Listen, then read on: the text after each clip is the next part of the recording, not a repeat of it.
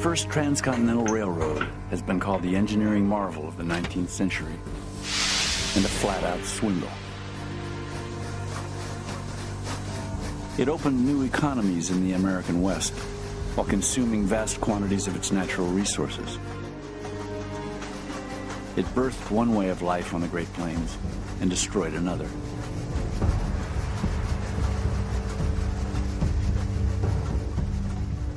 In making the road, a young nation would display its capacity for boldness, ingenuity, and industry.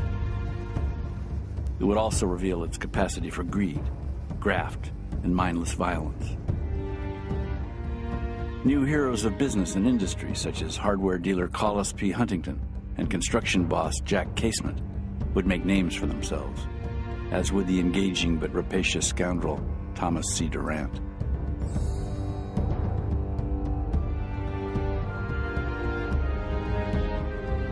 These were bigger-than-life kinds of adventures that were going on out west. Here was, in essence, the railroad representing civilization moving into the wilderness. It was just a feat that boggled the imagination, that from Omaha on the Missouri River, they could build all the way to Sacramento on the Sacramento River with nothing in between these two early settlements. The Transcontinental Railroad was the technological manifestation of manifest destiny. This was how we were going to make this all one country. Even before construction began, the Transcontinental Railroad had precious freight to bear, the hopes and dreams of an entire nation. It hauled the promise of new wealth to the filthy rich, the landless poor, and everybody in between. As the road was built, Huntington, Casement, and Durant would be joined by congressmen, engineers, prostitutes, laborers, and Main Street merchants in a desperate race for the loot. And the stakes were not merely personal.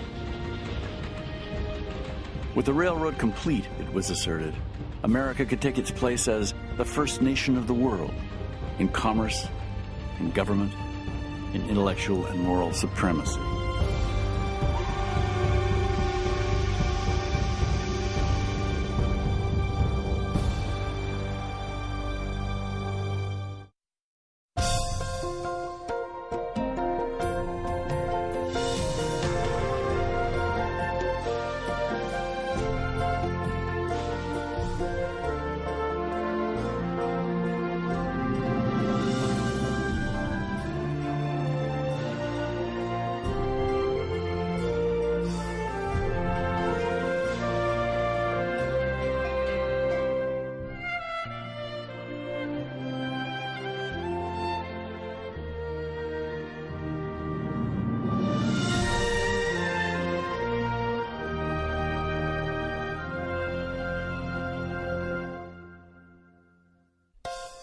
American Experience is made possible by the Alfred P. Sloan Foundation to enhance public understanding of the role of technology.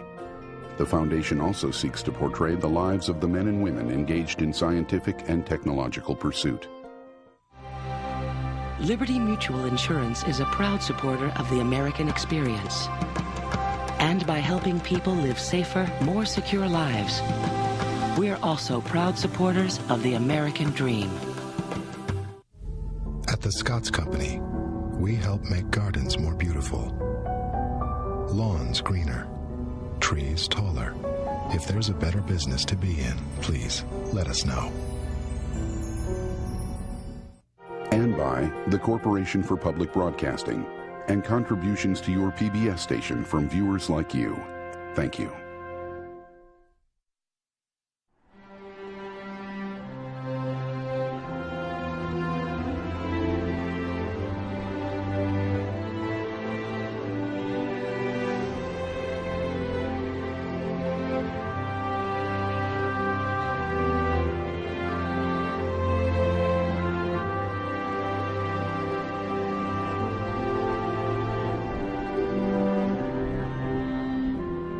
The man who would fire America's first transcontinental railroad, Theodore Judah, was born in 1826 to a nation on the rise.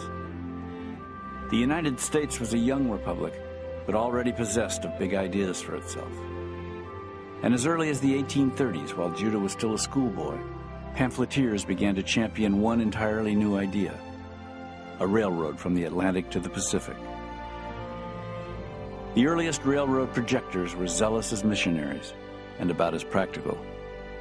None of these men had even seen the far west. Yet they insisted this railroad would be the main commercial road between Europe and Asia. The whole commerce of the vast world, one exclaimed, will be tumbled into our lap. Few Americans bought into these dreamy projections. Much of the West was presumed useless. A land, said one United States senator, which no American citizen should be compelled to inhabit unless as a punishment for crime.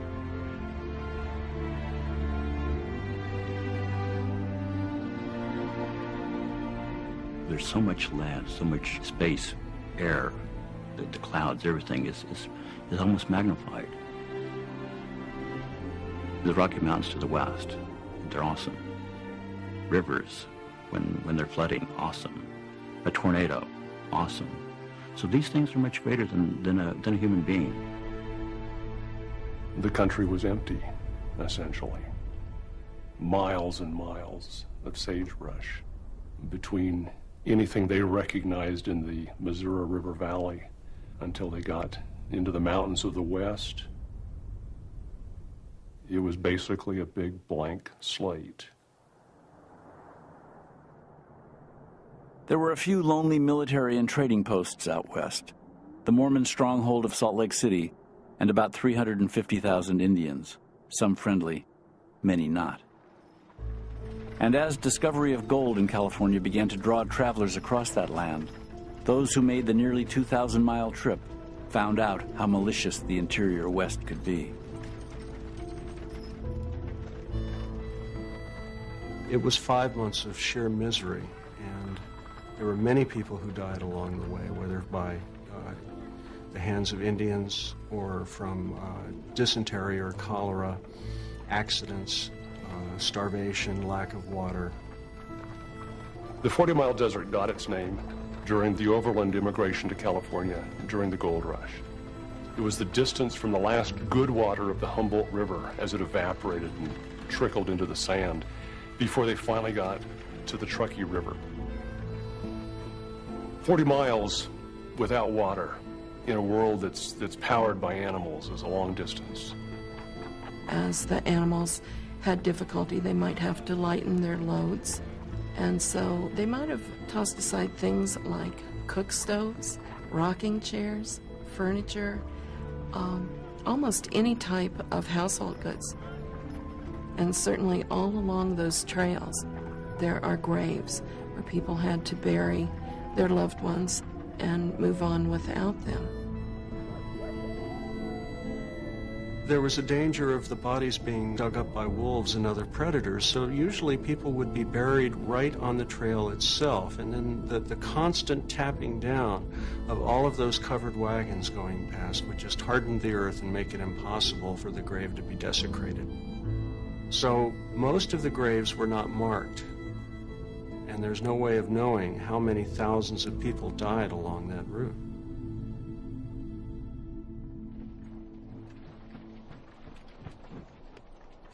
As gold-rich veins of ore were cracked open in California, the U.S. Army began to worry about protecting this valuable but far-flung state and safeguarding both the people and precious goods flowing east and west. A railroad could do it, with all sorts of side benefits. Railroads in the east were already generating enormous revenues for owners and prosperity for the towns and cities along the lines.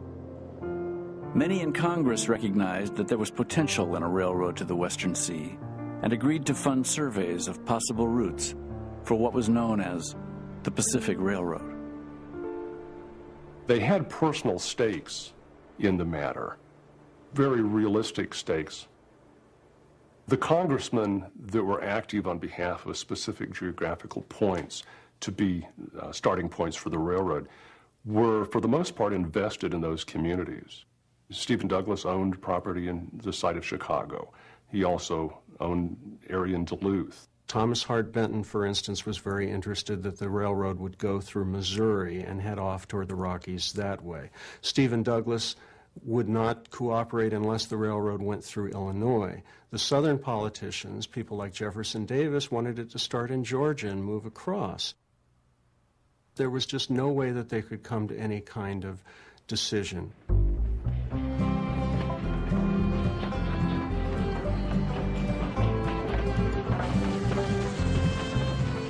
Though Congress appeared to be hopelessly deadlocked, the idea of a coast-to-coast railroad had captured the imagination of engineers all over America, and none more than Theodore Judah. Judah was a practically trained civil engineer, having begun work on eastern railroads at age 13, before heading west in 1854 to build the first railroad in California.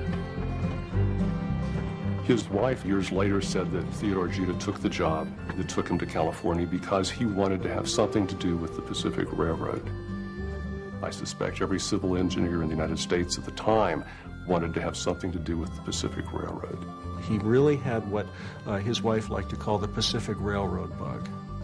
And there were some people in Sacramento who called him Crazy Judah because he was such a monomaniac about the railroad. Theodore Judah had passable engineering skills, but a genius for friendly persuasion. He could rhapsodize about 90-ton locomotives with driving wheels 14 feet in diameter, pulling freight and passengers across the plains at 100 miles an hour. Judah also understood that before investors came on board, they wanted to know what it would really cost to build the road through prairie, desert, and mountains, to grade and bridge and tunnel, and to lay nearly 2,000 miles of iron rail. But Judah simply didn't have the money to conduct the sort of survey that would answer those questions. So he went to Congress to try to get a few happy incentives for potential investors. When Theodore Judah arrived in Washington in the fall of 1859, talk of slavery and secession was crowding out all other business in the nation's capital. Still, he pressed his case. Even without a proper survey, Judah insisted a railroad could race across the plains, scale the Rockies, and push easily through the Great Basin. The biggest obstacle was the Sierra Nevada mountains, and he'd yet to find a way through. In his earliest projections, Judah's railroad would skirt the range to the north. In 1860, he's still thinking in terms of a railroad coming around the northern part of the state. And up until that time, he had never been in the Sierra Nevada looking for railroads. But in July of 1860, California is a different world than it was when he left the previous October. Everybody is trying to get to Virginia City, Nevada. The Comstock was discovered in late 1859. California had basically been in a depression for 5 years. The gold rush had been over, and suddenly there's silver just across the mountains, and there's this huge rush from California to Virginia City. And people are beginning to think they could build a railroad to Virginia City. There's suddenly financial incentive to build directly into the Sierra.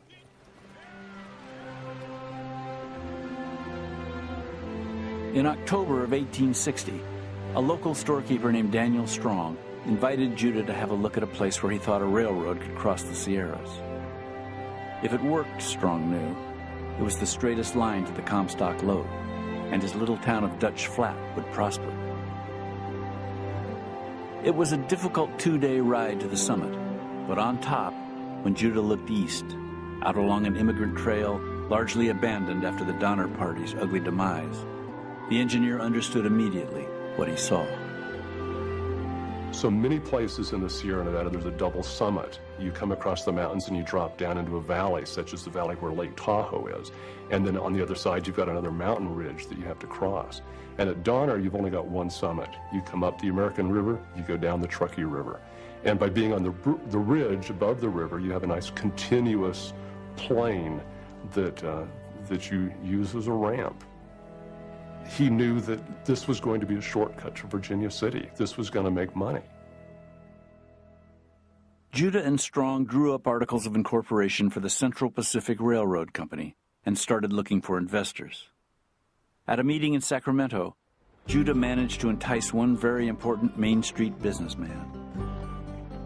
Collis P. Huntington was a hardware wholesaler known for his willingness to bury competition and for his shrewd business sense.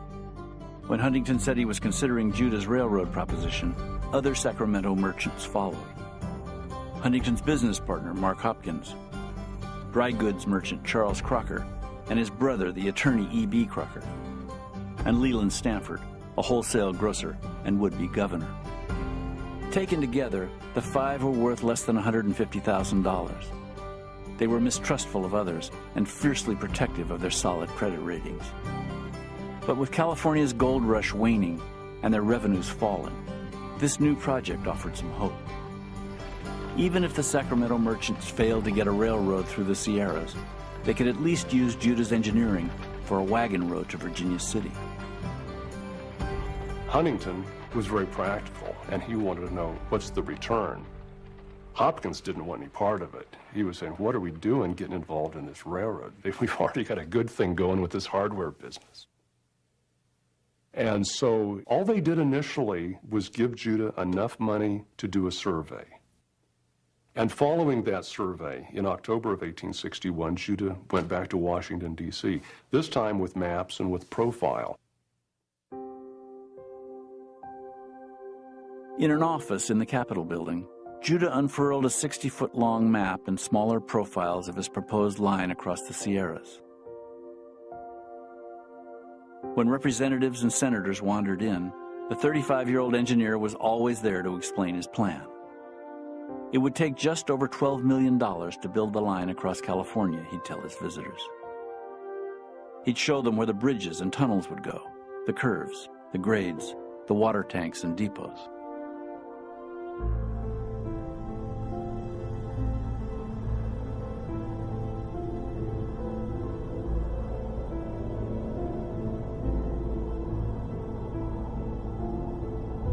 Looking at a map was one thing, but what Judah would have to face in reality was the 7,000-foot high Sierras with the terrible weather, the 30-foot snowdrifts, the mudslides, the deep rock cuts that had to be done, the tunnels that had to be dug.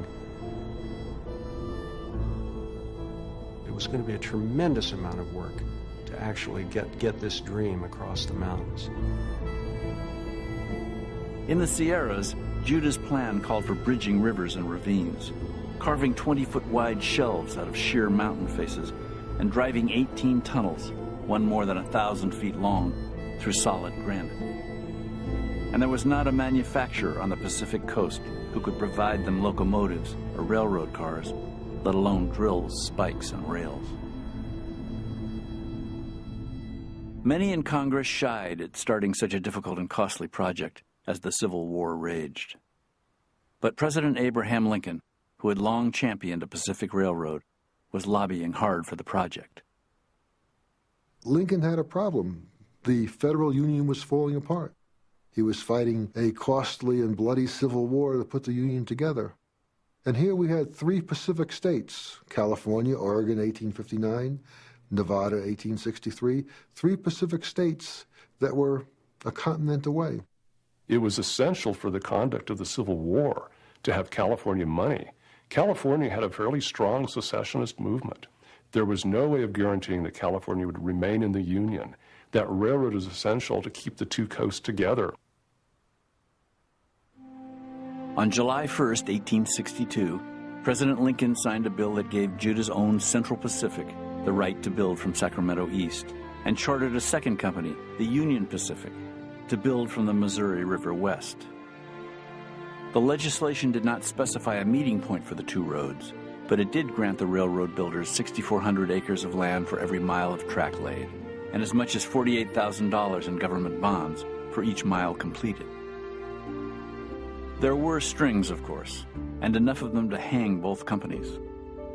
The government would withhold nearly 20% of the bonds until the entire line was in working order, and it would not release a single dime to either company until it had built 40 miles of working railroad. If the road was not completed between the Missouri and Sacramento rivers within a dozen years, all railroad company assets would be forfeited. When Theodore Judah returned with a franchise to build a Pacific Railroad, I think his partners, and at that time they were all equal partners in this corporation, I think they were a little bit surprised and realized that it was time that they had to put up or shut up. On the morning of January 8, 1863, with Judah notably absent, the Central Pacific began work with great fanfare. In downtown Sacramento, where the railroad grade began, thousands of people watched California's new governor, Leland Stanford, throw the first shovelful of dirt. From the bunting-fronted grandstand, dignitaries heralded the coming of a mighty tide of wealth, such as mankind has never realized before. When the party broke up, the CP partners found themselves alone. Few others were willing to invest in such a dicey project. When they began issuing contracts to local construction firms, it proved a mess. They discovered that the contractors were bidding against each other for the fairly limited labor market, and they weren't getting the job done. And so it seemed to them that a better way to do it was for one of them to go out and just have one contract and supervise and coordinate all of the construction effort. And for whatever reason, Charles Crocker was the man that became the contractor initially. And Theodore Judah was uncomfortable with that. He just did not trust Crocker. He didn't trust the idea. He was afraid that these men were going to try to bleed the railroad dry. He wasn't convinced that they were really serious about doing it. Judah didn't have a good working relationship after the start with the Big Four, and they really took the reins in their hands after they could see there was feasible civil engineering ways of going through the mountains, and that's what they did. They left Judah by the wayside. Even as their crews were grading along Judah's line, the Sacramento shopkeepers were slow in paying their chief engineer. They canceled contracts Judah had made with ironmakers in the East, even questioned his lines of survey. In the summer of 1863, there's a showdown, and they basically tell Judah, either you buy us out or we'll buy you out. But there was absolutely no way they were going to go down the same path together from that point on. Officially, Judah was still carried as chief engineer of the Central Pacific Railroad. But Judah sailed east for the East Coast in the fall of 1863. He had seen grade built. He had seen a bridge built at Sacramento. He had not seen any rail laid. He had not seen any locomotives. He had not seen any part of the railroad. Judah is heading to New York. We know that he's looking for partners there to help him buy out these guys in California that he's not getting along with. Judah was really convinced that he could find some backers in the East. He may have even had them lined up. So he and his wife got on the boat and headed down to Panama, crossed Panama, got on another boat heading for New York. And we will never know who those secret partners might have been, because Judah contracted either typhoid or yellow fever along the way. When Judah's ship docked in Manhattan, the 37-year-old engineer was carried off the boat on a litter and deposited in a sickbed in the Metropolitan Hotel.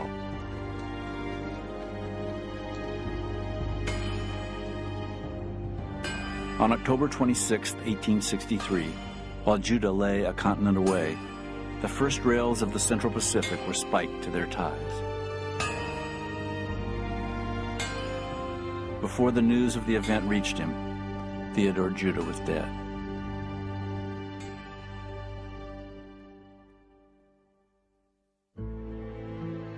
The 1862 Railroad Act did not specify a starting point in the East. Railroads had already been built out past the Mississippi River, so the jumping-off point for the new road would be somewhere along the Missouri. But again, Congress could not agree. The burden of decision, like so many other burdens, fell on the stooped shoulders of President Abraham Lincoln. In November of 1863, 2 days before he gave the Gettysburg Address, Lincoln puzzled over the maps and financial affidavits provided him by the Union Pacific Company. Lincoln knew the 450 miles across Nebraska's Platte River Valley offered a cheap and easy start, He also knew he had political favors to repay, so he chose, as the eastern terminus, Council Bluffs, Iowa. He was nominated in 1860 on the third ballot. Seward had been leading on the first ballot, and his managers made all kinds of deals.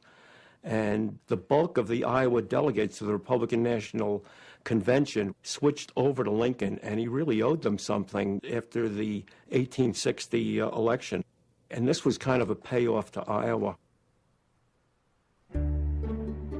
This was happy news for Thomas Clark Durant. The vice president of the new Union Pacific Railroad Company was heavily invested in real estate just across the river in Omaha, Nebraska. That real estate would be much more valuable if the railroad west began there. So the real terminus, as far as Durant was concerned, would be Omaha.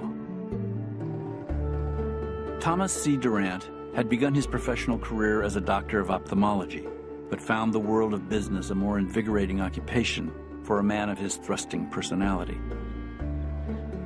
He was a restless, energetic man who loved making money and knew how to do it. In fact, throughout his life, Durant showed a remarkable integrity of purpose. The Civil War, he discovered, was a bang-up way to cash in on contraband cotton. Durant comes across to me as a scoundrel. He's like someone that would bet on the other team. He would manipulate the market against his own company, just for his own personal fortune. He was a tremendous stock manipulator. In one episode, he made $5 million in 1 week, pushing the stock of one railroad down and the stock of another railroad up, and then going back into the original stock. Durant had seen railroads being built across Michigan and into Illinois. He knew that there was a lot of money to be made, but usually it was along the side. His whole life with the Union Pacific, he really, I don't think, cared whether it actually got finished. He just wanted to make as much money along the side as he could, and the people who worked under him knew that. Durant's earlier railroad projects were small potatoes compared to the Union Pacific. This new road was the biggest single government-funded construction project ever, and the 43-year-old Durant wasn't going to miss out. He managed, illegally, to get control of $2.2 million worth of shares in the Union Pacific, installed his own straw man as president, and took charge of the company. In 1864, in hopes of getting extra government aid, the doctor distributed $435,000 in cash and $250,000 in bonds among legislators, their proxies, friends, and relatives. If you think it's safe, Congressman Lorenzo de Medici Sweat wrote to Durant, please let me into some purchase of stock, will you? I will give my personal attention to your interests here. The Honorable Sweat and his colleagues passed a revised railroad bill in the summer of 1864. The new act doubled the land grants, permitted the UP and the CP to borrow money in advance of the line build, and ceded to the railroad companies all coal, iron, and precious minerals found on the granted lands. With these new enticements in place, Durant set up a separate corporation, a top-secret entity called Credit Mobilier. Only a few of Durant's special friends were offered stock in the new company. The Credit Mobilier was almost a revolutionary business practice at the time. It was the idea of a railroad company being able to borrow money on the land that they didn't even own yet, but would if they actually built the railroad. That was the first principle. The second principle, though, was the real center of energy for it, and that was the notion of limited liability. Up until then, anybody investing in a company, if the company got into trouble, that person would be liable for not only what they had in the company, but their own personal fortunes, their own houses, their own property. But with this new idea, if a company got into trouble, the investor would only lose his investment. And this was a kind of an insulation that had never been practiced in business before. The Credit Mobilier was really formed by the directors of the Union Pacific to do the construction. Now, originally, Durant gave the contract to an associate named Herbert Hoxie. What Hoxie did was hold the contract for a short period of time, sell it to Durant for $10,000, so the credit mobilier would build the road and then charge the Union Pacific. In effect, Durant was paying himself for building the railroad.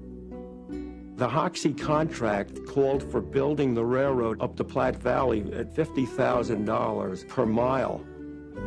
Peter Day was the chief engineer, and he made the statement that anybody who charged $50,000 for a railroad down the Platte Valley was nothing but a thief. The contract was worth $12.5 million for building the first 247 miles of the Union Pacific Railroad. Peter Day figured it would cost half that. The rest was pure profit. But the doctor knew nobody was really watching. Congressional oversight was virtually non-existent. So Durant's next move was the boldest yet. They were being paid by the mile, so why not make the line longer? So what he did was he took a perfectly good railroad survey and he lengthened it with this tremendous oxbow-shaped route that went out in a different direction from Omaha and added about $500,000 to Durant's pocket in the bargain. Peter Day resigned in protest, but it didn't much matter. More than 2 years after Congress had chartered the company, the Union Pacific was little more than a paper railroad. When the Civil War came to an end in March of 1865, the UP had not spiked a single length of track. When the railroad's great champion, Abraham Lincoln, was assassinated a month later, the company still had not laid any iron. And on Independence Day, 1865, still nothing. Many in Congress were wondering if they should simply cut losses and withdraw support from the Union Pacific Railroad. Thomas C. Durant had good instincts for self-preservation, and he understood it was now in his interest to start building a railroad. Suddenly he cared about nothing else. He just sent a veritable blizzard of telegrams out to the poor people who were working for him out on the line, saying, hurry up, we are far behind our time. What are you doing wrong? I can replace you very easily. I want more work out of you. I will not accept no for an answer, and I will not accept failure. Day after day, Durant wired his crew bosses in Nebraska. Do you or do you not want more men to lay 60 miles this fall? If so, what kind? If men are not fed well and made comfortable, they will not stay. See to this. What is the matter that you can't lay track faster?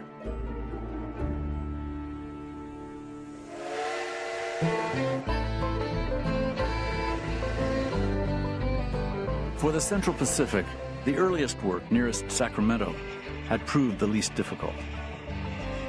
By the spring of 1865, the company had received more than $2 million worth of federal and state bonds for track built, and had revenues in both passenger and freight service for the 31 miles between Sacramento and Newcastle. Collis Huntington had moved to New York, where he could arrange for shipments of iron and raise East Coast money. Charlie Crocker had found a construction boss, the profane, hard-driving James Harvey Strobridge, who could run the mostly Irish immigrant crews. But Strobridge had constant problems finding dependable men to fill grading and track-laying crews. California still had a small population, and most laborers preferred work nearer the comfort of town or out in the goldfields.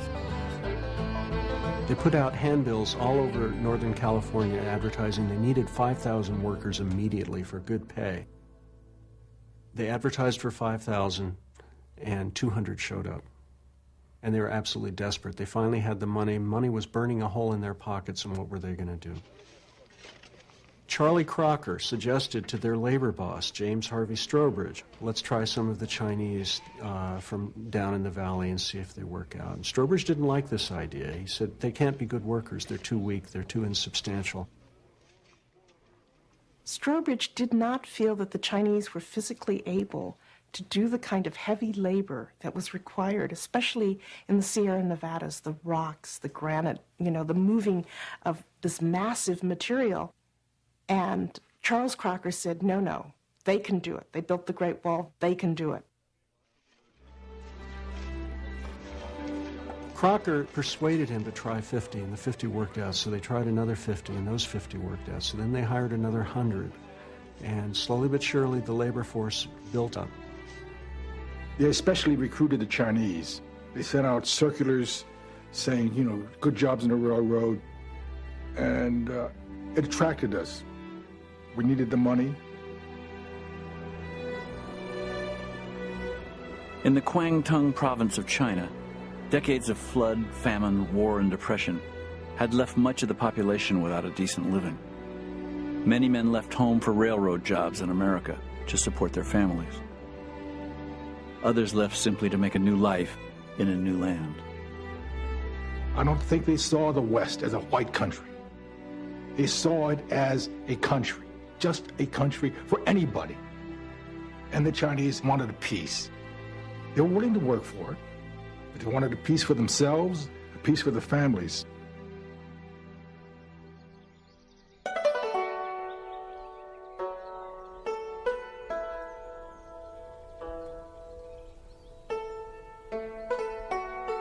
They were certainly harder workers and more conscientious. They didn't get drunk every night and have fights. But one of the most interesting things that I think kept them going was just the question of diet. If you went to the Irish camps, you would find them eating boiled beef and boiled beans and drinking boiled coffee. And if you went over to the Chinese, you'd begin to smell the fertile aromas of garlic and cuttlefish and stir-fried pork. When they drank, they didn't drink from ditches, they drank boiled tea. And they also didn't come down with dysentery the way the Irish workers did because of this boiled tea.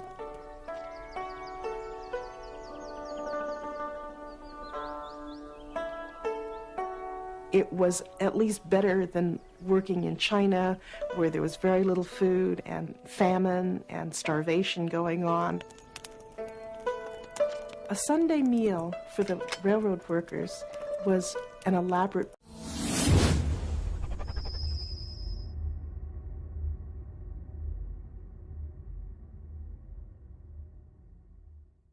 banquet in their eyes. They would have imported foods from China that they were familiar with. Oysters, dried meats. They would have pork and chicken and abalone. This was really a magnificent meal.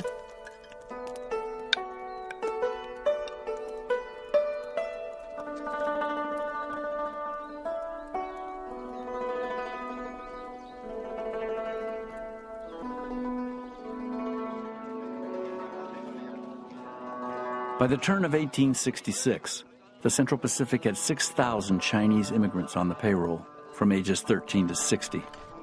As much as 80% of the CP workforce was Chinese.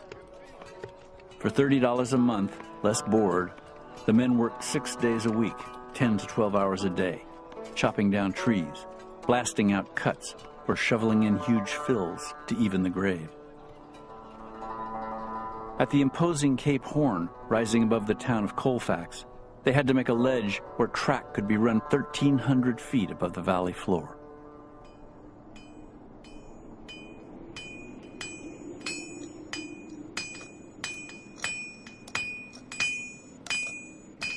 The only way to get the railroad line across was to start slow, to carve out a narrow shelf just wide enough for a man to walk. Then over time it could be enlarged until they could get entire crews out to chisel away the cliff face.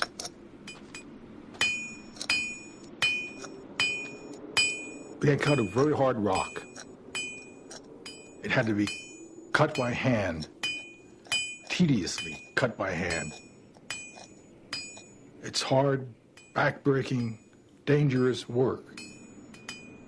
They lowered them by ropes, probably looping them around trees a couple of times up on the top. And they would drill in a foot into this cliff face, and then they would fill it with black powder and attach a fuse and light it, and then scramble up those ropes as quickly as they could.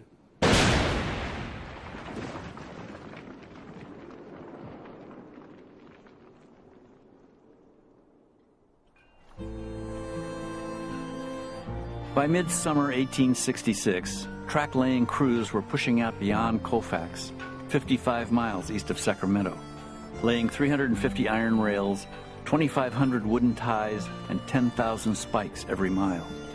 And that was the easy labor. Grading remained the bulkiest work. Up to 500 kegs of black powder a day were spent blasting through cuts. Deep ravines had to be bridged by wooden trestles or dirt fill. As the crews pushed farther up the western slope of the Sierra Nevada, shale, sandstone, and cemented gravel began to give way to granite. And the big question loomed: could those mountains be bested?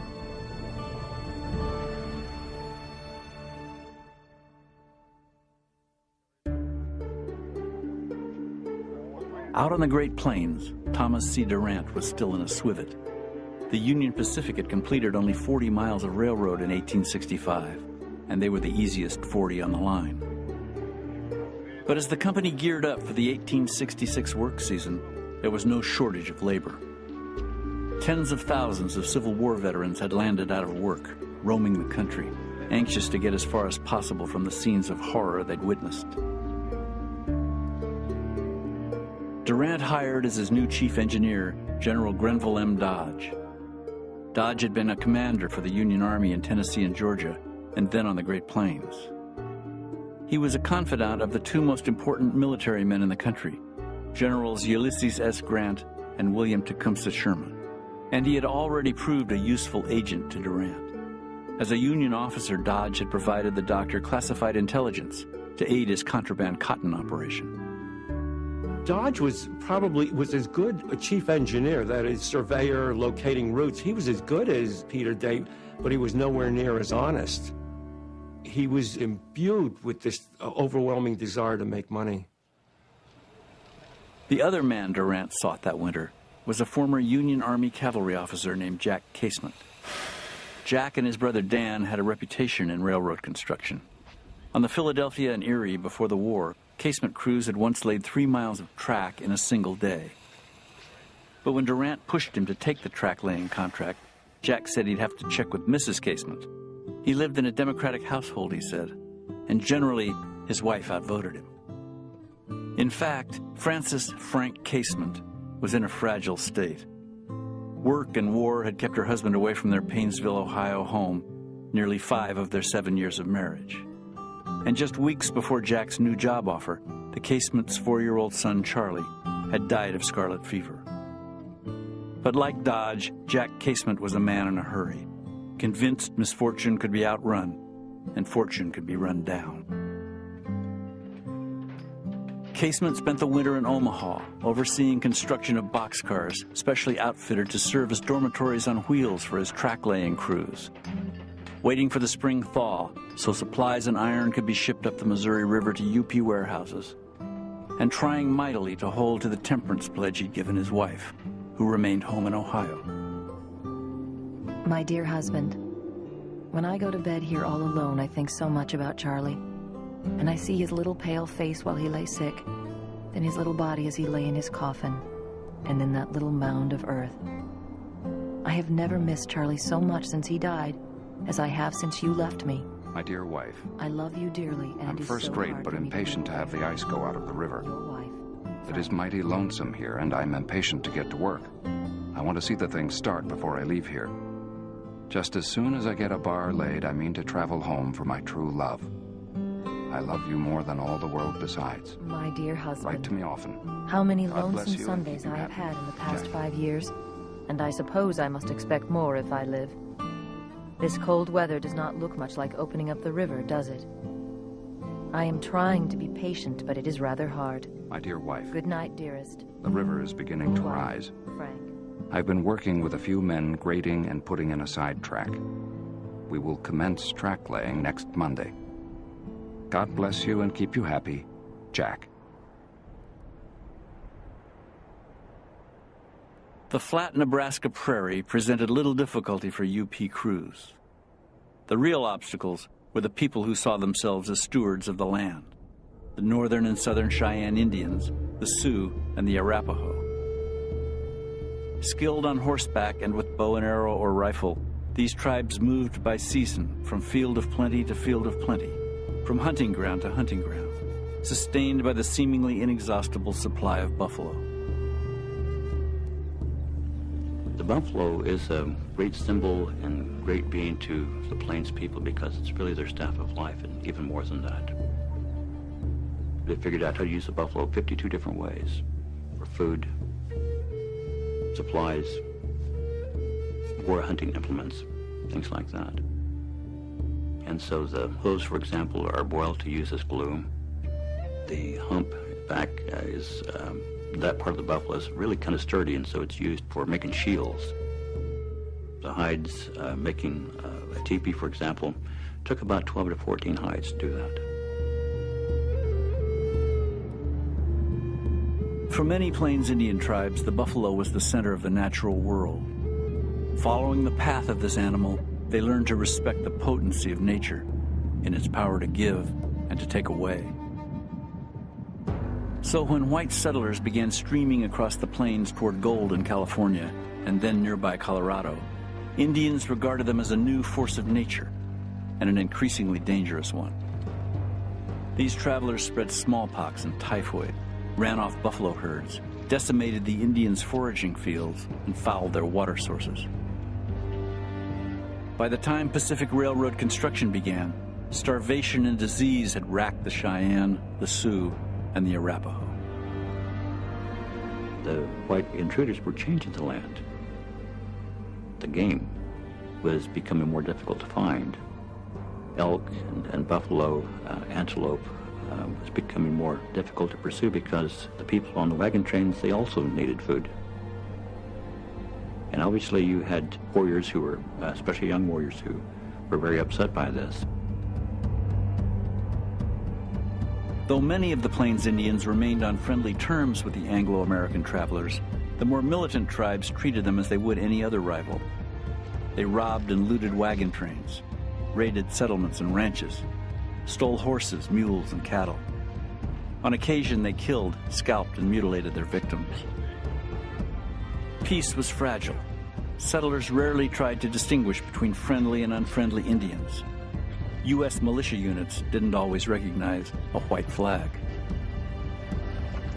More and more white settlers came and coveted more and more of the land. Governor Evans of Colorado Territory in 1864 abrogates the treaties with the Plains Indians, and then he encourages Colorado militias, vigilante-type militias, to go attack and raid the Indian camps. And in 1864, the camp of a Cheyenne chief, Black Kettle, was raided, and about 140 men, women, and children of the Cheyenne were badly butchered by these vigilante militias. They were clubbed, stabbed, shot. Accounts at the time talk about Indian women trying to crawl away from the carnage and being chased down and killed. Immediate and bloody reprisals followed the butchery at Sand Creek. An army of 1,000 northern Cheyenne, Arapaho, and Sioux stalked up the Platte Valley, murdering soldiers and civilians, menacing stage lines and wagon trains, ripping up miles of telegraph wire, and destroying the town of Julesburg, Colorado, which sat astride the proposed UP line. But by then, Indian leaders understood dramatics would not slow the steady press of westward migration. Pawnee warriors read the signs and joined up with the U.S. cavalry to help protect Western settlers from other warring parties. The more visionary Cheyenne and Sioux leaders, like Red Cloud, concentrated their efforts north in the Powder River region, where the Bozeman Trail threatened to destroy the only good buffalo hunting left to them. Farther south, near the Union Pacific line, their people were simply fighting for their lives. The winter of 1865 and 1866 had been a very brutal one. It had been colder than usual, and the Indian tribes had suffered terribly from famine. The U.S. government knew that there was trouble afoot. They had scheduled peace talks for June, and the tribal leaders were inclined to wait to see what the whites were going to bring to the peace table. But they just absolutely could not control the younger hotheads who, as soon as they could get out onto the plains, were going out and rustling horses and livestock to feed their families, to survive. Small parties of Union Pacific surveyors were harassed and shot at. A few men were even killed, and their boss, Grenville Dodge, was apoplectic, sending pleas for help to his old Army mate, General William Tecumseh Sherman. So the commander of the U.S. Army's Western District headed out to assess the problem for himself. They met very few Indians at all. When they did meet a few Indians, they were very, very friendly. When they got to Colorado City, a delegation came and asked them about protection against the Indians, and Sherman's answer was, there's no Indian menace around here. All you want is the Army station here so it'll make Colorado City prosperous. He came to the conclusion in 1866 that the Indian menace was vastly overrated.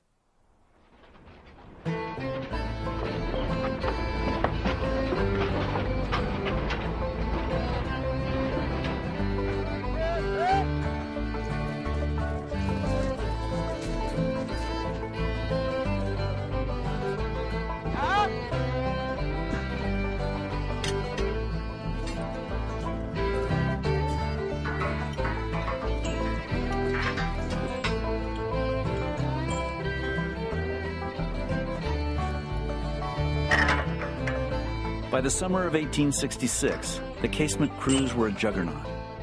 In July, they built past the 100-mile mark. By fall, past the 100th meridian.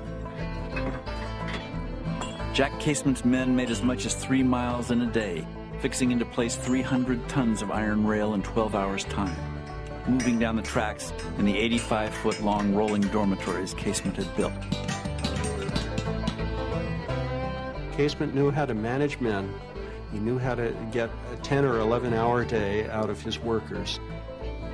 He was very efficient and tough about moving forward. The model of organization, the marshaling of material, logistically, etc., was done along military lines. A lot of the construction workers were Confederate and Union soldiers used to taking orders and the discipline that this kind of work required. Plus you had thousands of poor Irish who'd just come over after the potato famine. They'd filled up the teeming cities of the East and slowly been pushed westward. It was a rough life. The days were long, the work was hard, the sun beat down, the winter winds howled. There was always the threat that there was an Indian band over the next hillside. Well, if you're a laborer there wasn't too much good news. They had simple foods, boiled beans, the equivalent of hardtack. The water often had giardia in it that could cause dysentery. They lived in tents, and the outfit cars with their berths 4 or 5 high that you slept in. They had very little opportunity for baths or bathing, personal hygiene, so the stench both within the cars and outside of the cars had to be tremendous. You got your $2 or so a day and your inadequate meals, such as they were, and then you could look forward to the pleasures of hell on wheels.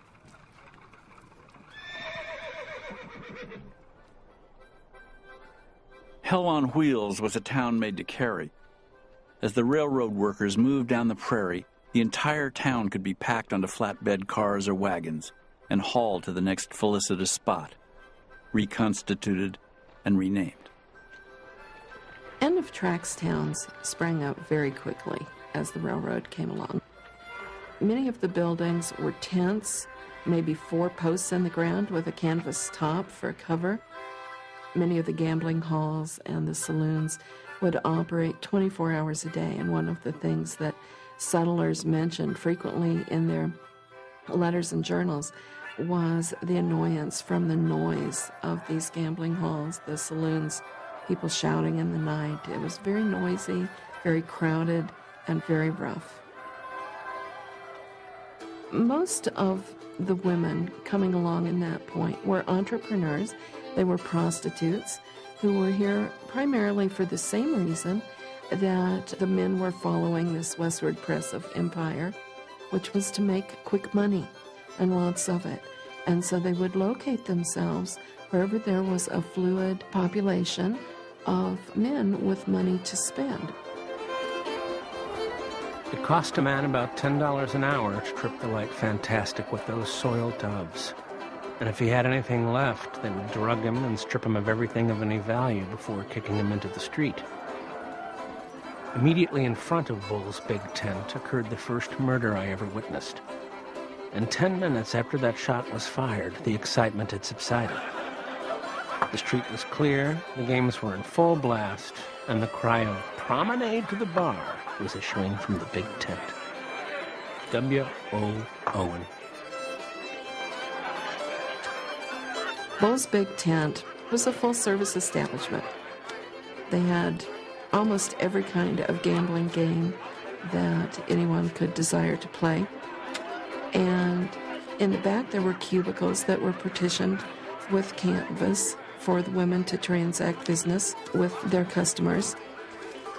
And then Dr. Allen announced that he had established offices in the rear of Bull's Big Tent and specialized in the treatment of sexually transmitted diseases. So actually, you could go to the big tent, you could spend an afternoon or evening's diversion, catch things that you really did not want to have, and hopefully have them taken care of before you headed back out on the railroad.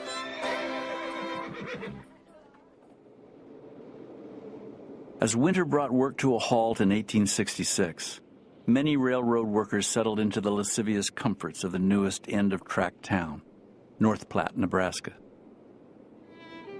Jack Casement had much to celebrate. His crews had made 265 miles in 1866, and back home in Ohio, his wife had given birth to a son. But not even that happy news could pull Casement from his pursuit of money. General Jack decided to stay on in North Platte to make a little extra on side bets. That winter, he built a boarding house, a general store to cash in on his free freighting privileges, and a cattle ranch so he could take a contract to provide beef to his own UP work gangs. Dear Jack, be careful of your health. And for the sake of our little boy, more than for your own sake, beware of the tempter in the form of strong drink. My dear wife. Do come home as soon Here as it is, possible. almost Christmas, and I'm Your still wife, here. Frank. If I get home on New Year's now, I shall feel thankful. There's so much to do. We want 200 or 300 cows for next summer, are building a large ice house, have built a good slaughterhouse and blacksmith shop, wash house, and corral. So you see, we are getting quite a ranch. Darling, be as patient as you can. You don't want to see me more than I do you. My dear husband, God bless and if you keep you don't come happy. home and stay with us some this winter, you will never know anything more of this baby than you did of your first. Your wife, Frank. Jack Casement wasn't about to go home, not now that America was watching. With the North and South reunited, the nation had finally turned its attention to the joining of East and West. The railroad line was crawling with correspondents and photographers. A new and exotic dateline, End of Tracks, festooned newspapers across the country. Telegraph wires strung alongside the tracks carried news of the Iron Road, its daily progress, and the future it promised. Great indeed will be the vitality of the Republic when the warm blood from its heart pulsates to the remote extremities. This magic key will unlock a world-encircling tide of travel, commerce, and Christian civilization. All that stood in the way of this new bounty was the road's completion. But that would prove more difficult than anyone imagined.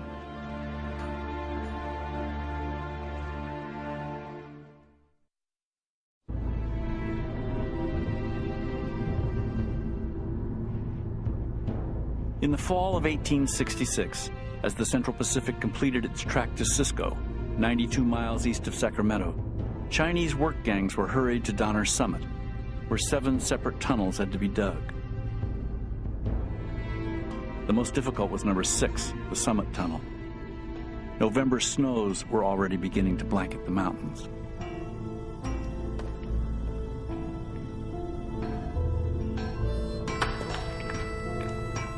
44 snowstorms hit the summit that season. But inside the man-made caves, work continued, around the clock in 3 8-hour shifts at 4 separate headings. One on the east side, one on the west, and 2 in the center, where the men had to be lowered by ropes 100 feet down an 8 by 12-foot man-made shaft.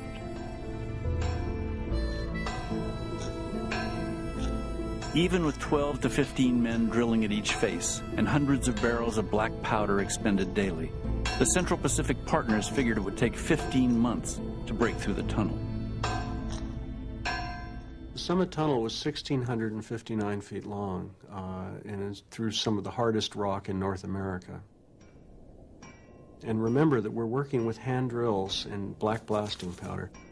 It's not very efficient, takes a lot of human effort, and a lot of money to pay for that blasting powder. The Central Pacific was building a foot a day through these tunnels, and it's just agonizing for them. They recognize that the Pacific Railroad is going to generate revenue from Omaha to San Francisco, and their portion of that revenue is going to be based on how many miles of track was the track that they built. They want to get as far east as possible. Those mountains are slowing them down. Meanwhile, the Union Pacific has finally gotten organized. They've hired this guy, Casement.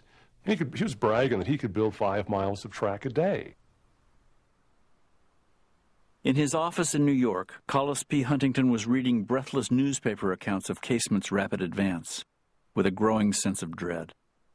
If the CP crews remained stuck in the tunnels too long, Huntington figured, the Union Pacific would build right by them and all the way into San Francisco. 4 years of work would be for nothing. The CP partners would be ruined beyond repair.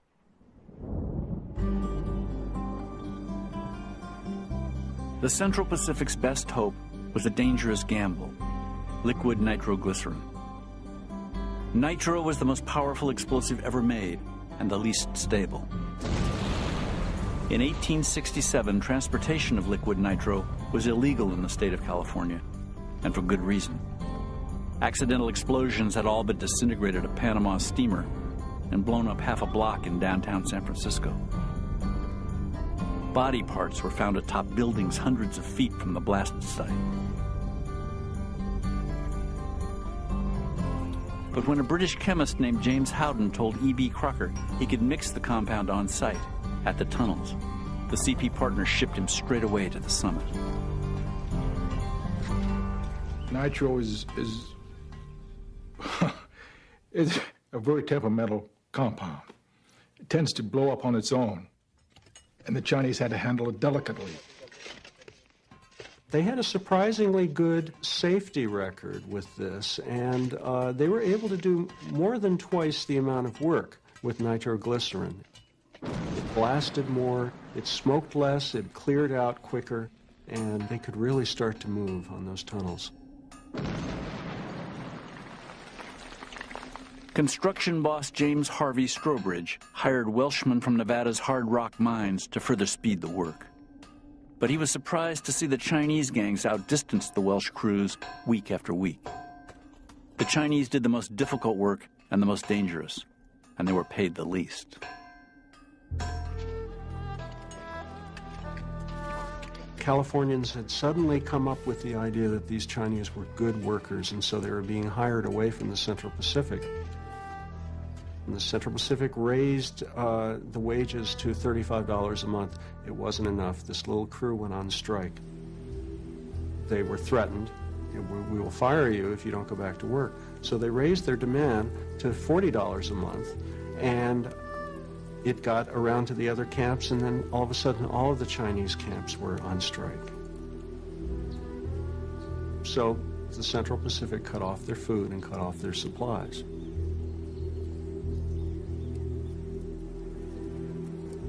Strobridge and Crocker, they weren't thinking of the Chinese as human.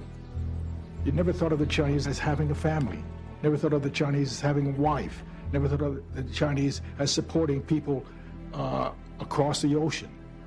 And the Chinese were. And they thought, well, the Chinese can live on $1 a day. It's the white man that really needs the money.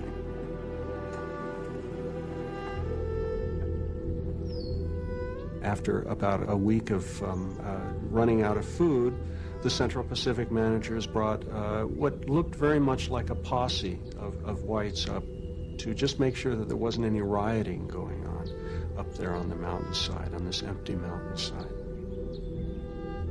And when these hungry Chinese looked out and they saw this mob of deputized whites, and they realized that there was really nowhere to go, they went back to work, and they went back to work for $35 a month.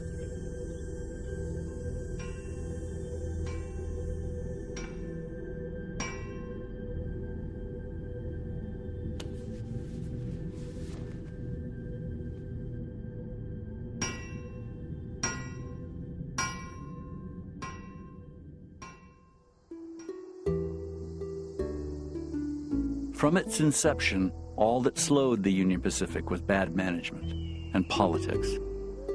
The company was chartered by Congress. Its engineering, construction, and financing had to have federal government approval. More than a few in the capital doubted the integrity of a company run by Thomas Durant.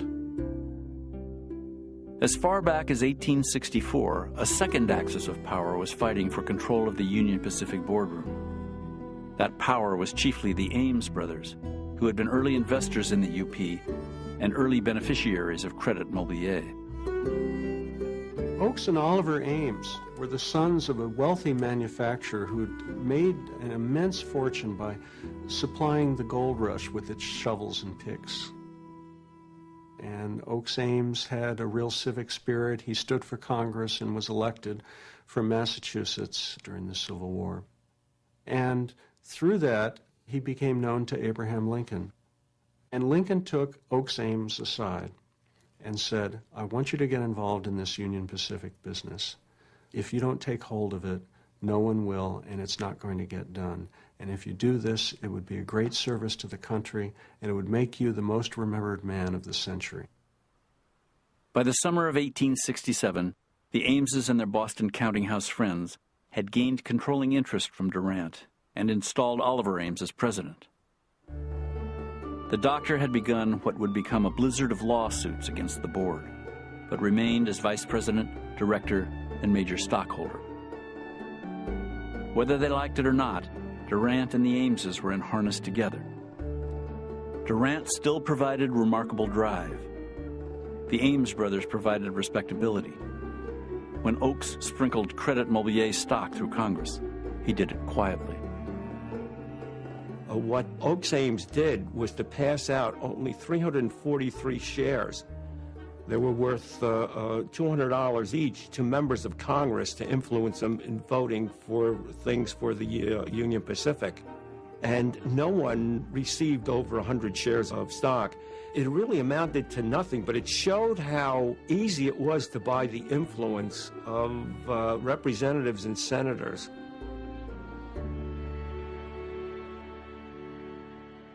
While Congressman Oakes Ames greased the skids in Washington, Chief Engineer Grenville Dodge led the Union Pacific into a remote corner of the Dakota Territory. In July of 1867, 90 miles north of the only metropolis of the Rockies, Denver, Colorado, at the intersection of two small creeks, Dodge staked out a new town. It was about halfway between Omaha and Salt Lake City, a straight shot to the rich coal fields of western Dakota, and the spot where the land begins its gradual rise into the Rockies. Here would be the roundhouse, where westbound trains beginning their ascent took on extra locomotives, and where eastbound trains shucked theirs. The town would be a Union Pacific division point, with a machine shop and watering tanks, a depot, dining room, and hotel. A brand new military post would set up nearby. Dodge named the town Cheyenne and announced that it would one day rival Denver. The last little bit was to help drive up the price of lots the Union Pacific was selling off. It wasn't going to be like those other hell-on-wheels towns that were going to be there just as long as the track layers were coming in to buy their liquid refreshments, etc. It was going to be a place that was going to endure because the railroad said it was going to endure.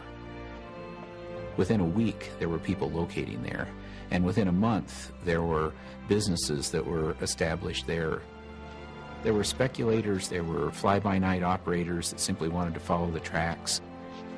But there were also a number of people who had made some determination that they were going to move their families out to this area, and they were going to put down roots and establish themselves. All America was watching the railroad's progress, and some folks were inspired to hop on the train. Anybody traveling to Cheyenne on the railroad in 1867 saw the future shimmering before them. Railroad workers had dropped off to take up farming along the line in Nebraska. Their wives and children had followed. Towns behind the end of tracks were filling in, becoming safe for schoolmistresses and seamstresses. The most adventurous kept heading west, toward Dakota Territory and the magic city of the plains.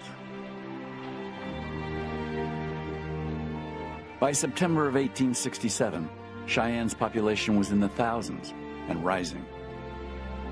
A newspaper went to press, with plenty of advertising columns full of the new businesses setting up on the main streets.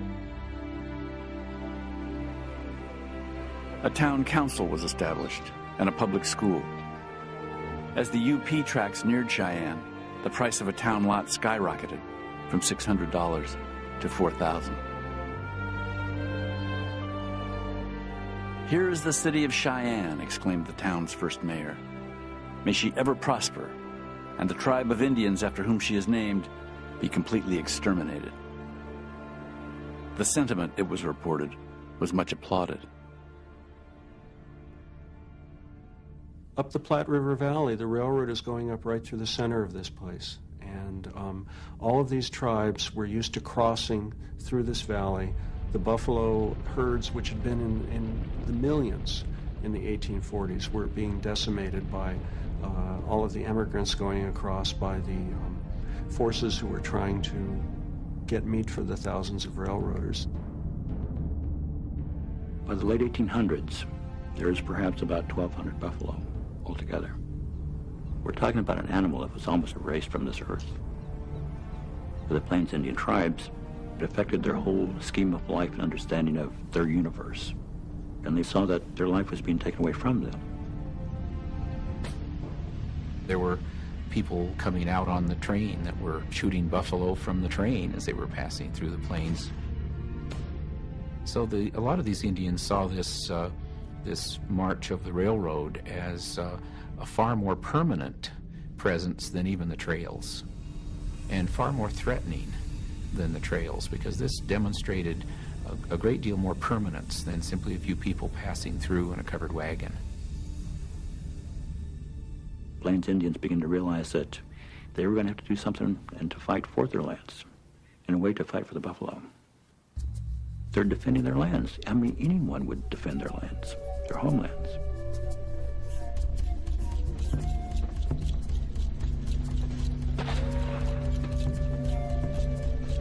In the summer of 1867, Union Pacific advance men were being picked off with growing frequency.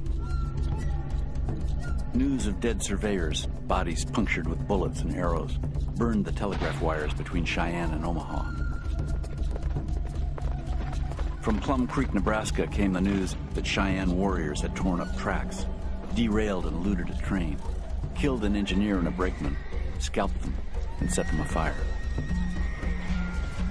Their charred bodies were soon on display at the Plum Creek station, as was telegraph repairman William Thompson, who had escaped alive but skinned. In a pail of water at his side was his recently removed scalp. After that ugly summer, peace conferences were held, and Cheyenne and Sioux leaders pled their case. If they were expected to control their most angry and militant men, they would have to give them a chance to feed their families. Few whites were in sympathy. Where initially there was fear on the part of a lot of people about the possible threats from Indians and from the native population, as time passed, that fear became one of almost hatred. And that's not universal, of course, but it was a pretty strong feeling that that we've got to get rid of these people. We're trespassing on their lands, you might say, but we have to permanently get them out of the way, dispose of them. Dodge was in favor, really, of just exterminating all the Indians, just getting rid of them all. He kept telling Sherman, we need more soldiers out here. We have to protect our parties. Sherman was, interestingly, a conciliator at the very beginning. He had a lot of feeling for the Indian tribes. But when relations broke down and reprisals began to happen, he came over rather quickly to the other side of things and really just decided that if these people didn't make way, then they just had to be annihilated. I have no sympathy with the red devils, wrote one surveyor. May the greedy crow and dark-winged raven hover over their silent corpses. May the coyote feast upon their stiff and festering carcasses. Education and civilization will be satisfied when they cease to be.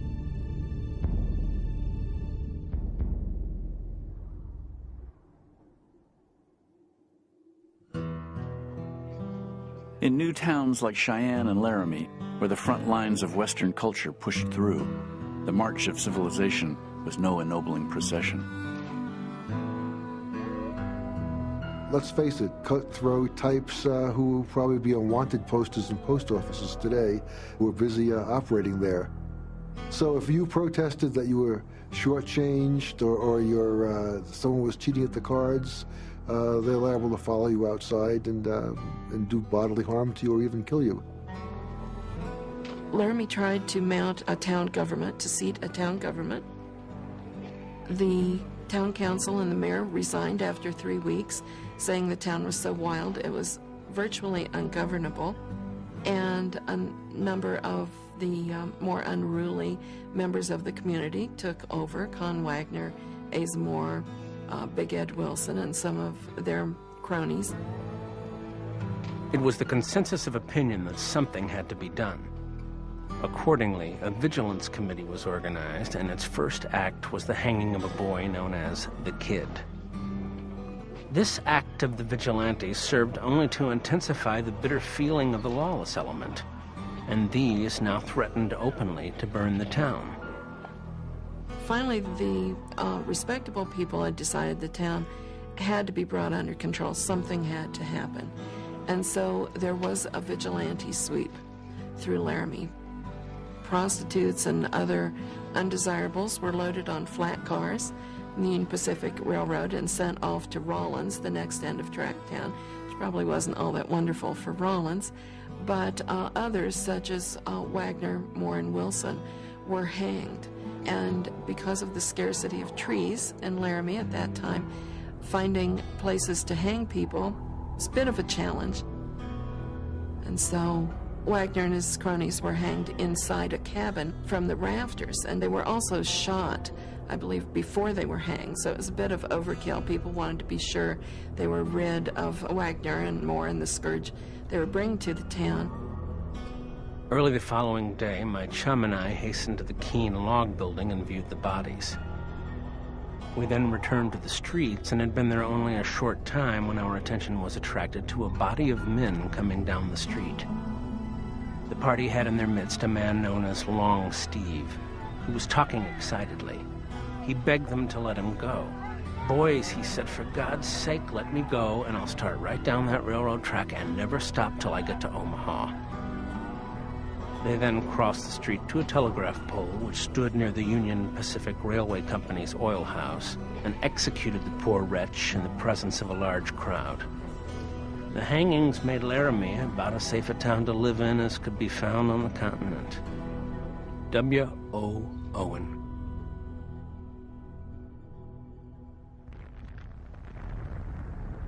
Up on Donner's Summit in the summer of 1867, the Central Pacific crews were still fighting through the Summit Tunnel. The anxious CP partners already had track laid east of the tunnel, out along the Truckee River. But they couldn't connect the track or collect their ample government subsidy until the tunnel was finished. We get to August And the crew down in the western shaft is working. There's a nitroglycerin blast. They clear away the smoke and they pull away the rubble, and all of a sudden there's a fresh breeze of cool air coming in at them, and they've linked the two western shafts together. And there's this tremendous feeling of accomplishment which redoubles their effort in the eastern face. And 3 or 4 weeks later, at the end of August, they're through on that side. For these years past, gravitation has been so continually against us, wrote Mark Hopkins. At last we have reached the summit, are on the downgrade, and we rejoice. In 5 years of construction, the Central Pacific had laid just more than 100 miles of track. The Union Pacific had laid 5 times that. But with the Sierras finally conquered, Collis P. Huntington wired Charlie Crocker that he could supply him money and iron to lay 350 miles of track in 1868. Could they do it? If the Union Company lay more track than we do, I will pay the damage, Crocker wired back. We will beat the Union Pacific to Salt Lake. Stick a pin in there.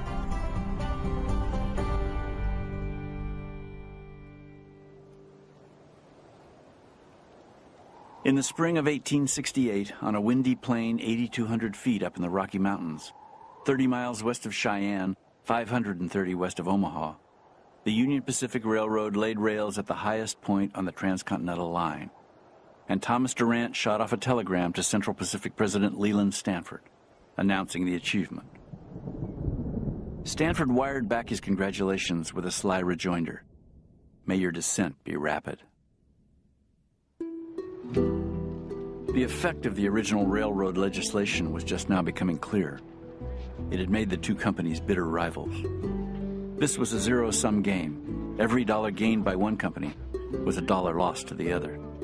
And only one company would get the valuable coal fields in western Wyoming and eastern Utah. "I'll be damned," Durant had said, "if I would not prevent the CP from coming more than 200 miles east of California." In the nation's capital especially, it was beginning to look like the fight would be costly. We have Congressman Oakes Ames down in Washington. The Credit Mobilier had just declared a dividend. It was quite a high dividend. And the congressman got wind of it. And this almost anonymous man from Massachusetts walks out to his desk in the Hall of Congress, and all of a sudden he is just absolutely surrounded by congressmen and senators looking to buy into this Credit Mobilier, to get whatever they could for free if possible, or perhaps to be loaned the purchase price. And he couldn't keep up with it. These were men who would be voting on railroad legislation, and yet they were becoming stockholders in the very company that was getting the railroad built. Collis P. Huntington was passing out cash and stocks, too, in hopes of winning the rights to the Wasatch coal fields east of Salt Lake. "If $100,000 will get the line located," he wrote to Hopkins, "I shall get it done."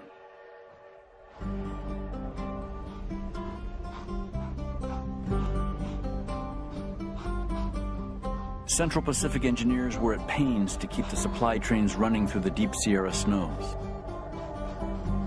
High in the California mountains, carpenters were constructing 37 miles of wooden snowsheds, using 65 million linear feet of lumber.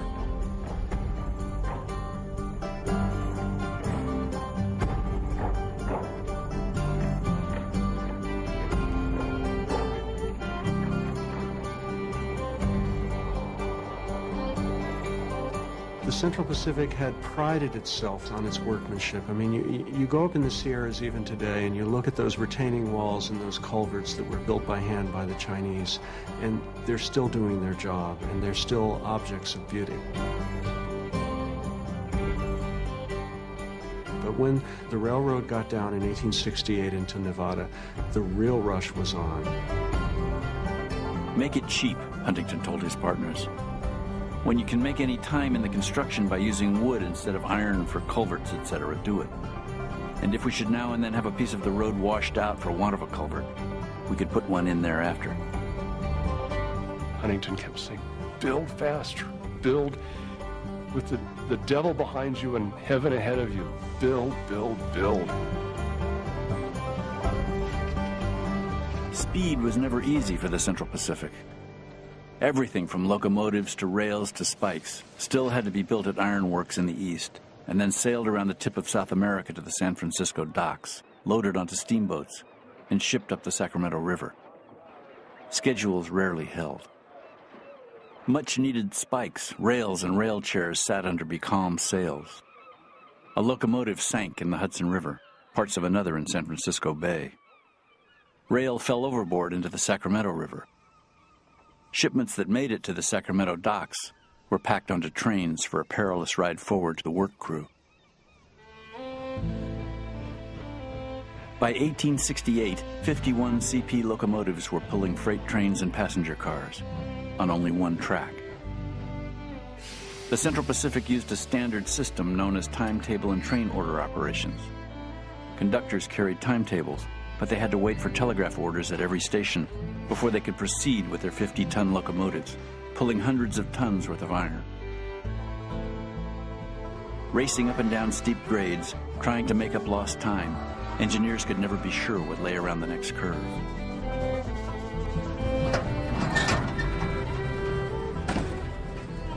The Central Pacific and Union Pacific were both what is called dark territory. There were no wayside signals. And these written train orders on tissue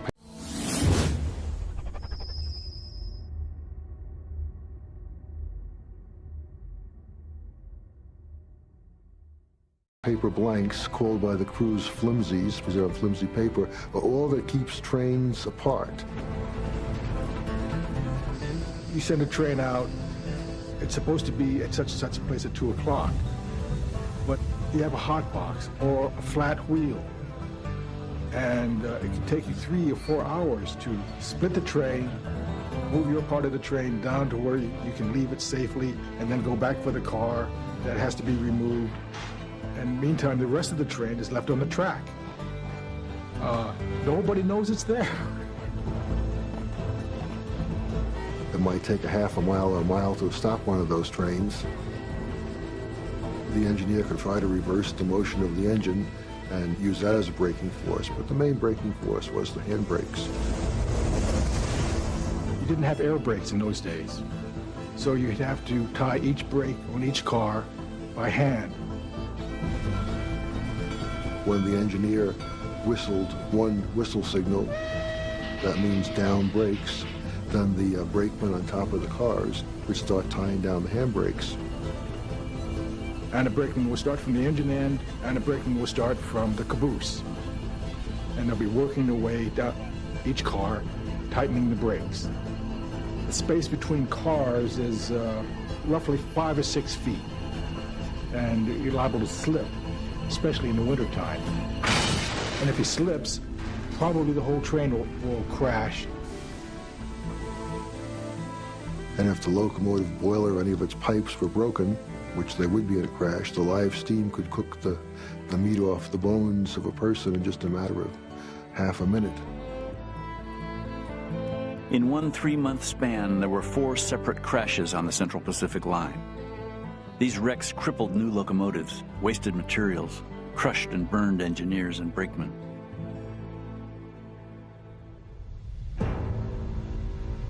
As the pace of construction quickened, the toll increased for both companies. The nation's great railroad project devoured lives. Iron workers making rails in Pennsylvania dropped dead from the heat of blast furnaces. At the tunnels near Donner Summit and across Nevada, hundreds, maybe even thousands of Chinese workers died while building the line. We do know that in 1870, there were 6 carloads of coffins that were going to be shipped back to China, and the cost of the freight was $10 per coffin. Beyond that, we don't know. I wonder about their names, and I probably wonder about their names till the day I die. The bodies were just buried by the wayside, and later, you know, some of them were moved and went back to China. And unfortunately, not one name The railroads didn't take names. They only took bodies.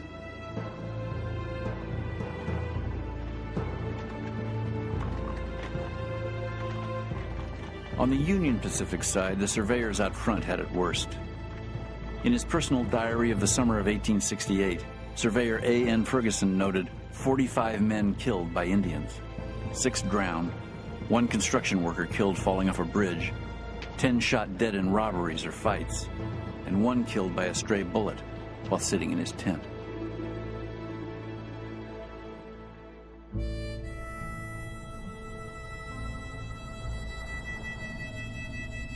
That summer was the most brutal yet for the men on both sides of the line. 3 years and 680 miles into construction, and the UP was finally running into the sort of obstacles the CP had faced in the Sierras. In the mountains of eastern Utah, 4 tunnels had to be dug, one through black limestone and another through quartzite. The tunneling and grading work in Utah was contracted out to Brigham Young and his Mormon followers. Behind them, the Union Pacific track layers were choking in western Wyoming's alkali desert. Temperatures rose to more than 100 degrees by day and fell below freezing at night. Mules died by the dozens, left to rot trackside as the crews moved on.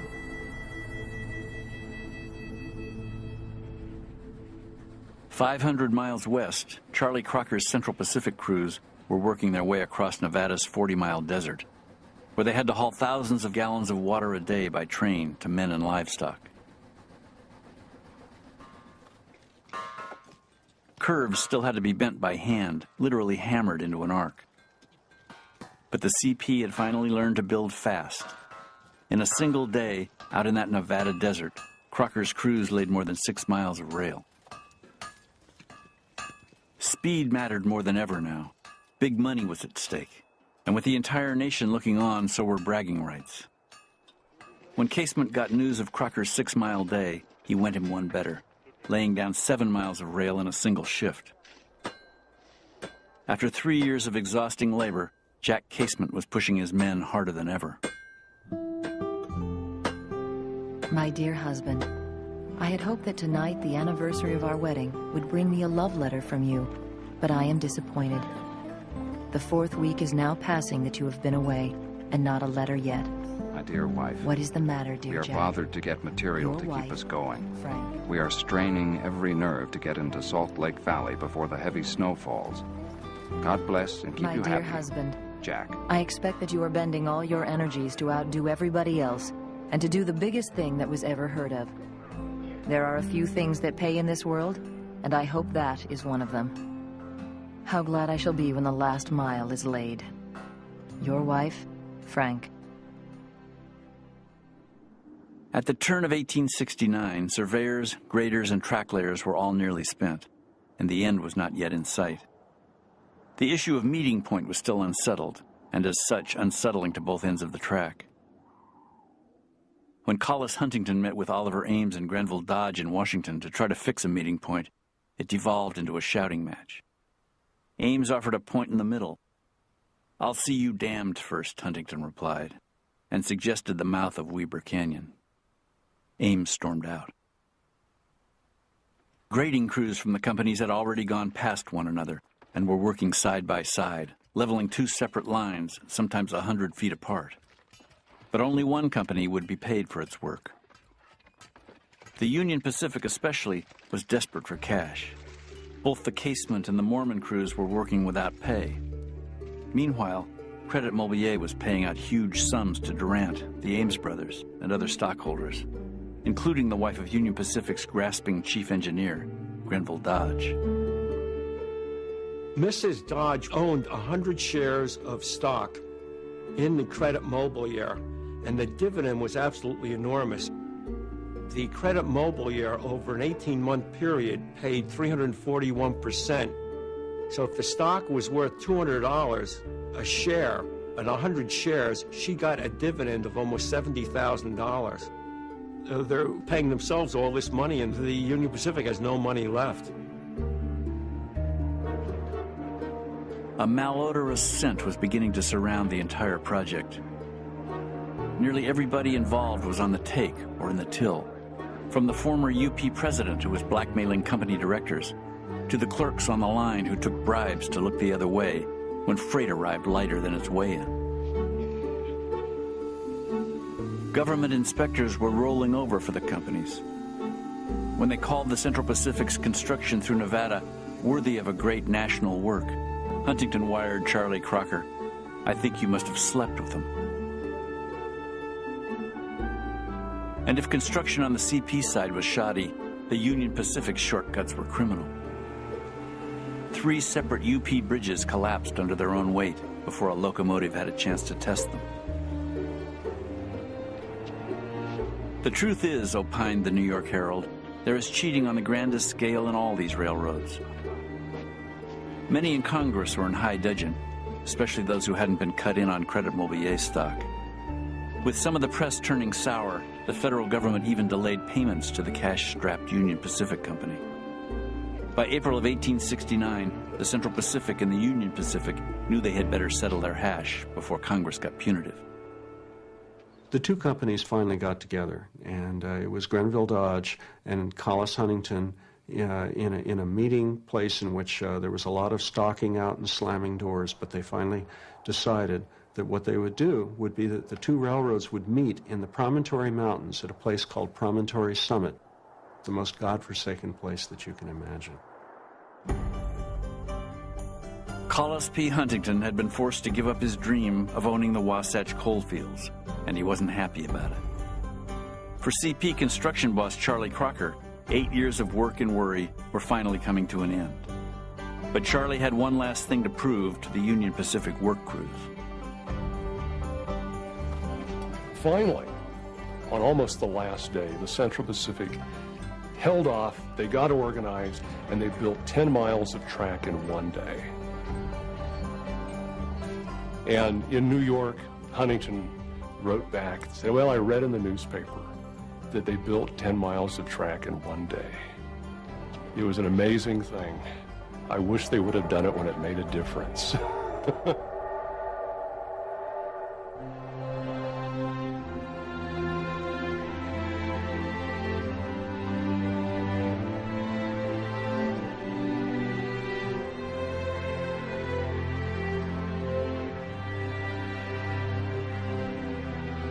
In early May 1869, the competing companies neared the north end of the Great Salt Lake, and the day of completion.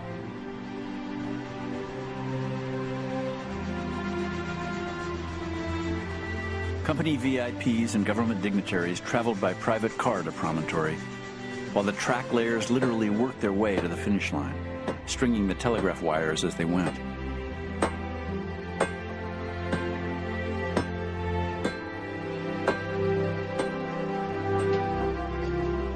On the morning of May 10th, 1869, under brilliant blue skies, all gathered at a recently tossed-together settlement in northern Utah, and the whole country listened in for news of Promontory.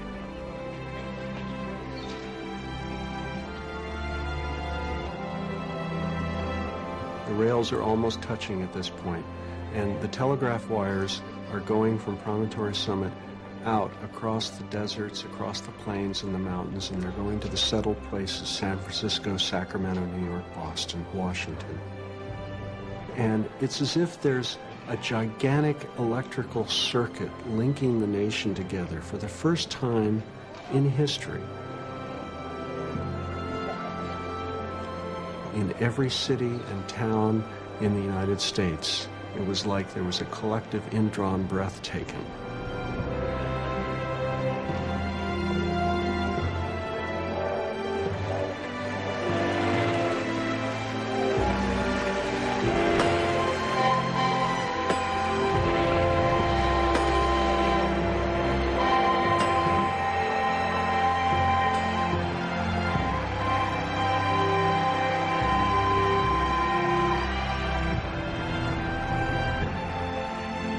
When the signal flashed across the United States, a cannon faced over the Pacific and one over the Atlantic went off simultaneously, warning the world what was about to happen. Church bells and fire alarms in every city and town in the nation went off. Crowds cheered, fireworks went off, parades began, thousands of people kneeling in prayer. It was as if the entire country was suddenly linked at this moment. "'Tis finished," wrote a Union Pacific surveyor who was there that day. "This great and mighty enterprise that spans a continent with iron and unites two oceans. The future is coming, and fast, too."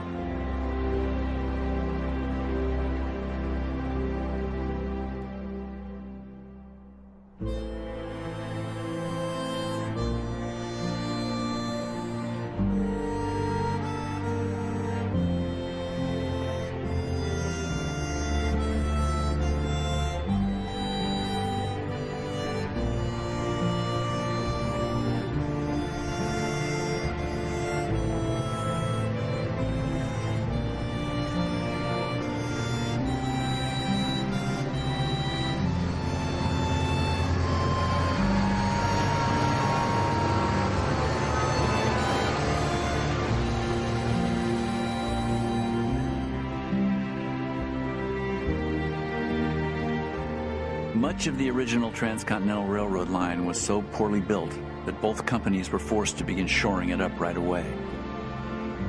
But even that first rickety road had done its job. By 1880, the two railroad companies were hauling $50 million of freight every year, much of it between Europe and Asia. Nearly 200 million acres of land had been taken under the plow by immigrants coming west on the railroad. The tattered remains of the Plains Indian tribes had been shoved onto reservations well north. For those involved in the railroad's making, the results were not always happy ones. For the Chinese, the thanks of a grateful nation included a series of vicious laws that blocked them from citizenship. The Mormons never did receive the money owed them by the Union Pacific. And though Frank Casement got her husband home for a time, he soon left Ohio to chase fame and fortune, building a new road. When the railroad company's financial shortcuts became an issue in the 1872 elections, Congress embarked on dramatic and well-publicized hearings. Collis Huntington and his partners were little help in the investigation. They were sorry, they said, but they'd thrown away all their records. Thomas C. Durant, as always, slipped the noose. Even as he was testifying, he was buying up more than 700,000 acres of land in upstate New York, developing a new railroad. Congressman Oakes Ames, who had dealt Credit Mobilier stock to his fellow legislators, became the lone scapegoat. Oakes Ames was tossed out of the Congressional Club, and virtually everyone else got off scot-free. Ames retired in disgrace and went back to Massachusetts, and he was dead within a matter of weeks, I think just of accumulated griefs over the whole scandal. The scandals are important, the corruption, what it says about American society, what it says about what happened to the Plains Indian tribes. But on the other side of this coin is how this did bind the nation together, and it signaled a new era.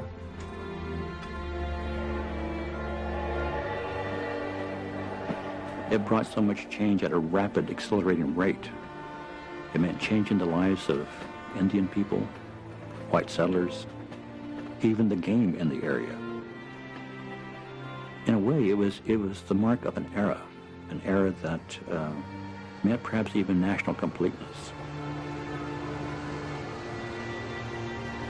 It was an enormous event for the country. A journey that might have taken 6 months by wagon could now be accomplished in a matter of a week or two. Goods became available, readily available. Towns sprang up along the railroad. You see a whole new world opening up at a critical time in America's development. The railroad now allowed ideas to go from the East Coast and the West Coast, newspapers, stories, novels, So it's not just goods, it's not just products, it's not just ideas. It's a whole, in a sense, revolution.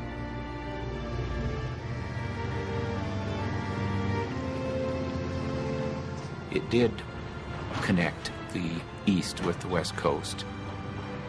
It did, in essence, provide us with a continental culture.